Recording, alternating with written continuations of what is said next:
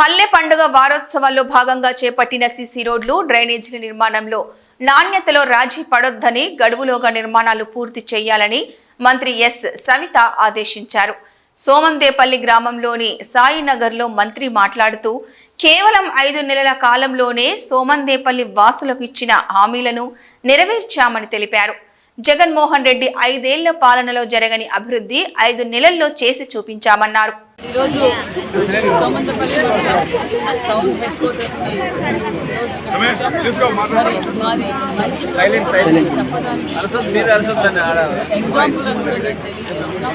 మరి గత సంవత్సరం ఎప్పుడూ లేని విధంగా 1,20,00,000తో సీసీ రోడ్డును డ్రైనేజీలు కూడా వేస్తున్నాం. అంతేకాకుండా మేము వచ్చిన 5 నెలల్లోనే త్రాగునీటి సమస్య ఎక్కువగా ఉంది. ఎన్నికల సమయంలో ప్రజలు మహిళలు చాలా మంది వచ్చి మాకు త్రాగునీటి సమస్య ఉంది, గత 5 సంవత్సరాలుగా ఎలాంటి అభివృద్ధి చేయలేదు.